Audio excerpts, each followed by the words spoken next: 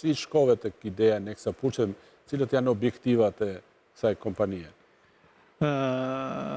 Nexa Plus është dalë të Nexa. Nexa ka pasur një kompani që sot është rënuar për disa kompanive tjera digjitale, domethënë, ka pasur nga kompanitë e para që është marrë me neuronët e inteligjencës artificiale, dhe është një kompani që më pritet me krah hapur duke më trajnuar nga pedagogë të njohur rreth shkencës, por edhe doktoraturës, pedagogë të ndryshëm.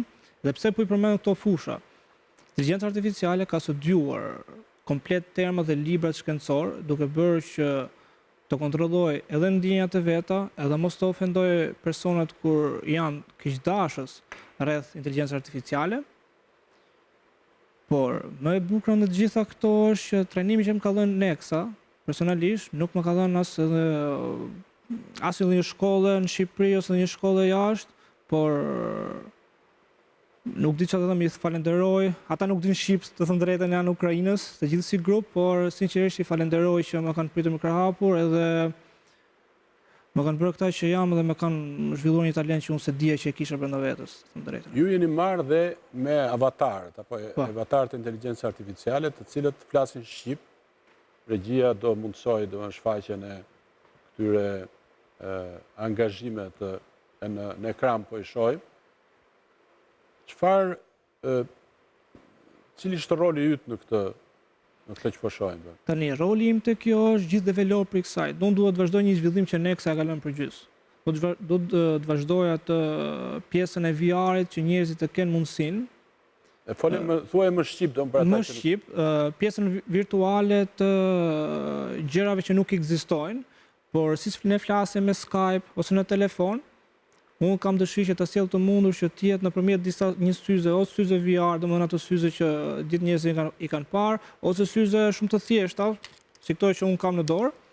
Pse jo mos flasim me një person që mund të jetë shumë kilometra larg dhe mos ta ndjej? Si do ndodhi kjo?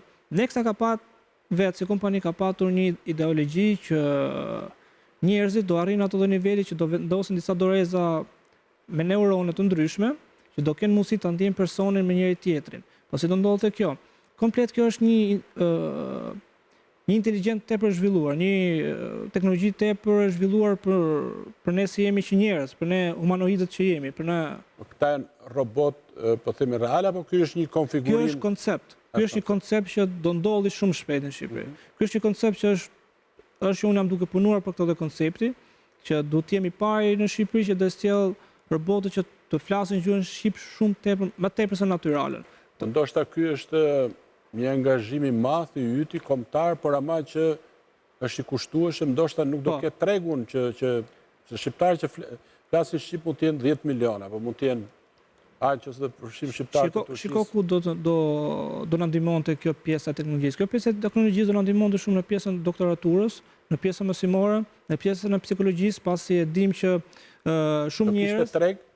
Po, do kishte treg. Ne kemi parë disa studime të fundit që ChatGPT është bërë një nga njerëzit, po të them njerëzit, po cilësoj njeri, është bërë një nga njerëzit më të besueshëm për disa individ që jashtë luftojnë bullizmin. ChatGPT-ja i mbështjell me atë ngrohtësinë e vet, edhe i jep kurajo. Domethënë, ata që kanë një problem, edhe ChatGPT-ja në atë moment shpreh kurajon, shpreh çdo gjë individuale sikur të një person.